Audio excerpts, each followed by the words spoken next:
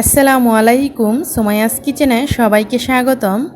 আমি আজকে আপনাদের সাথে শেয়ার করব কাঁঠালের বিচি পরিষ্কার করার 4টি সহজ পদ্ধতি এবং কাঁঠালের বিচি দীর্ঘদিন সংরক্ষণ করার 2টি পদ্ধতি। আশা করি আপনারা পুরো ভিডিওটি দেখবেন, আপনাদের একটু হলেও উপকারে আসবে।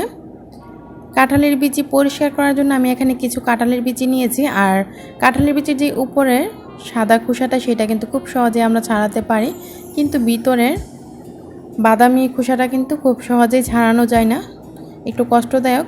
তো আমি আপনাদেরকে 4টি পদ্ধতি দেখিয়ে দিব, আপনাদের যে পদ্ধতিটি ভালো লাগে সেভাবে আপনারা খোসা ছাড়িয়ে নিতে পারেন। আমি এখানে কিছু কাঁঠালের বীজের খোসা ছাড়িয়ে নিয়েছি, উপরের যে সাদা খোসাটা। তো এখন বাদামি রঙের খোসাটা ছাড়ানোর জন্য আপনাদেরকে 4টি পদ্ধতি দেখিয়ে দিচ্ছি। তো এর জন্য আমি আগে থেকে একটা বাটিতে কুসুম গরম পানি নিয়েছি, তারপর এখানে কিছু কাঁঠালের বিচি ভিজিয়ে রেখে দিলাম 10 থেকে 15 মিনিটের জন্য। আর কিছু কাঁঠালের বিচি শুকনো অবস্থায় কিন্তু পরিষ্কার করা যায়। তো আমরা যেভাবে আলুর খোসা ছাড়াই ঠিক সেভাবে এরকম একটা ছুরি দিয়ে খোসাটা ছাড়িয়ে নিতে পারি। এই কাজটা কিন্তু পিলার দিয়ে করতে যাবেন না, তাহলে কিন্তু হাত কেটে যেতে পারে, যেহেতু কাঁঠালের বিচি অনেক বেশি ছোটো।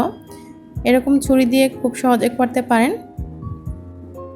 দেখুন কাঁঠালের বিচিটা কিন্তু খুব সহজে পরিষ্কার হয়ে গিয়েছে।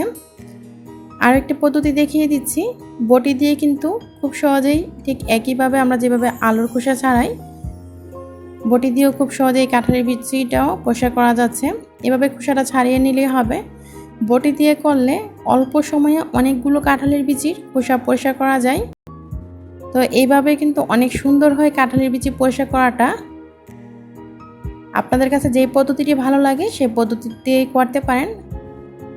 আমি দেখুন কত সহজেই কিছু কাঁঠালের বিচি এভাবে বটি দিয়ে পরিষ্কার করে নিচ্ছি।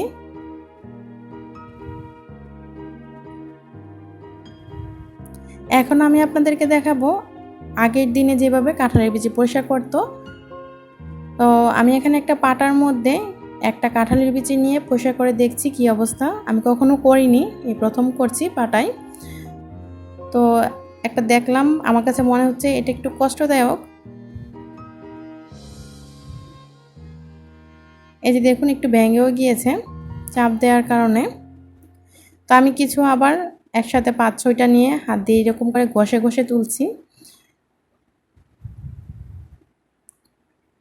তো হাত দিয়ে ঘষে ঘষে তুললেও দেখা যায় একটু তাড়াতাড়ি হয়, কিন্তু পুরোপুরিভাবে কিন্তু পরিষ্কার হয় না।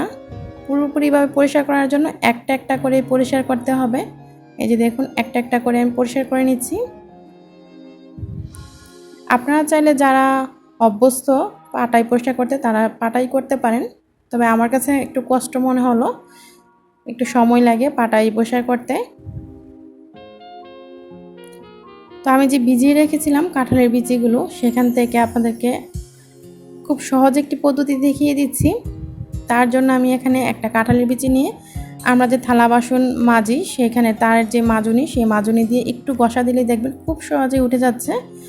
আর আমার কাছে মনে হচ্ছে এটাই সবচেয়ে সহজ পদ্ধতি কাঁঠালের বিচি পরিষ্কার করার। দেখুন কত সুন্দরভাবে কাঁঠালের বিচিটা পরিষ্কার হয়ে গিয়েছে।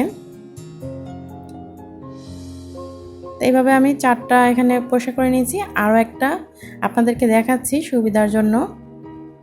এখান থেকে আমি আরও একটা কাঁঠালের বিচি নিয়ে ঠিক একইভাবে তারের মাজুনি দিয়ে একটু ঘষা দিলেই দেখবেন খুব সুন্দরভাবে উঠে যাচ্ছে। 10 থেকে 15 মিনিট কুসুম গরম পানিতে ভিজিয়ে রাখলেই খুব সহজেই দেখবেন কাঁঠালের বিচিটা পরিষ্কার হয়ে যাচ্ছে। আপনাদের কাছে কোন পদ্ধতিটি সহজ লেগেছে অবশ্যই কমেন্টে জানাবেন। আমার কাছে তো এটাই সবচেয়ে সহজ মনে হয়েছে। এই যে দেখুন খুব সুন্দরভাবে কিন্তু পরিষ্কার হয়ে গিয়েছে। এইভাবে আমি কিছু শিলপাটায় এবং তারের মাজুনি দিয়ে পরিষ্কার করে নিয়েছি। যেগুলো একটু খোসা দেখা যাচ্ছে সেটা হচ্ছে শিলপাটায়, আর তারের মাজুনি দিয়ে যেগুলো এগুলো পরিষ্কার দেখা যাচ্ছে এটা দেখে বুঝতে পারছেন। আর এগুলো হচ্ছে ছুরি আর বটি দিয়ে পরিষ্কার করা। তো এগুলো আমি সবগুলো কাঁঠালের বিচি একসাথে নিয়ে ভালো করে ধুয়ে পরিষ্কার করে নিয়েছি। এখন আপনাদেরকে সংরক্ষণ করার পদ্ধতিটি দেখিয়ে দিব। সংরক্ষণ করার জন্য আমি এই সবগুলো কাঁঠালের বিচি একটা প্যানে নিয়ে ডুবো পানি দিয়ে দিয়েছি। তারপরে এখানে সামান্য পরিমাণে হলুদ গুঁড়া দিয়ে দিচ্ছি সুন্দর একটা কালারের জন্য। আপনারা চাইলে হলুদ গুঁড়াটা অপশনাল, না দিলেও পারেন। হলুদ গুঁড়াটা দিয়ে একটু নেড়ে দিচ্ছি, আর চুলার আঁচটা আমি ফুল আঁচে রেখে অপেক্ষা করছি বলক আসা পর্যন্ত। এই কাঁঠালের বিচিটা কিন্তু সিদ্ধ করা যাবে না, বলক আসার পর 1 মিনিট জাল করে নিয়ে চুলাটা বন্ধ করে দিতে হবে। এই যে দেখুন বলক চলে এসেছে, আমি 1 মিনিটের মতো জাল করে চুলাটা বন্ধ করে দিব। তারপর একটা ছাঁকনিতে এই কাঁঠালের বিচিগুলো ছেঁকে নিব। ছেঁকে নিয়ে তারপর একটা প্লেটে কিংবা বড় ডিশের মধ্যে এই কাঁঠালের বিচিগুলো ছড়িয়ে ফ্যানের নিচে রাখবো 5 থেকে 10 মিনিট। তারপর যখন এই কাঁঠালের বিচিগুলো থেকে পানি একদমই থাকবে না, সেদিকটা খেয়াল রাখতে হবে।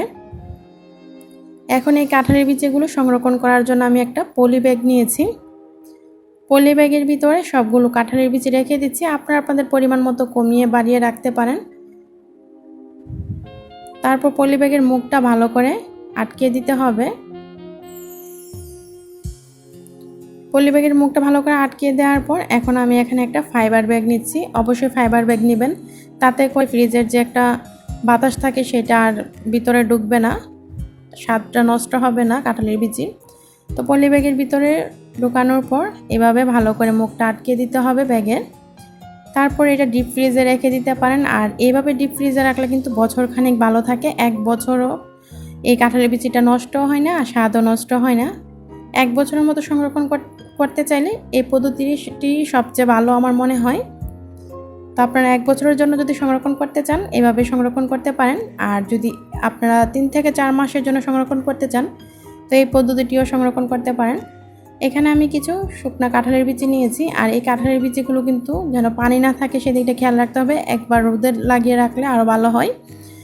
তারপর একটা পলি ব্যাগের ভিতরে করে ঠিক একইভাবে পলি ব্যাগের মুখটা আটকে দিতে হবে। আর আপনাদের হাতের কাছে যদি ছাই থাকে তাহলে ছাই মিশিয়ে এই কাঁঠালের বিচিগুলো সংরক্ষণ করবেন, তাহলে দীর্ঘদিন ভালো থাকবে। কিন্তু ছাই না থাকলে আপনারা এইভাবে করে আমি যেভাবে করছি পলি ব্যাগের ভিতরে নিয়ে মুখটা আটকে একটা ফাইবার ব্যাগের ভিতরে করে তারপর ফাইবার ব্যাগের মুখটা আটকিয়ে আপনারা রেখে দিতে পারেন। তবে চেষ্টা করবেন কিছু ছাই মিশিয়ে রাখার। আমার হাতের কাছে ছাই ছিল না তাই আপনাদেরকে দেখাতে পারছি না। ছাই দিয়ে রাখলে প্রায় 9 থেকে 10 মাস পর্যন্ত ভালো থাকে।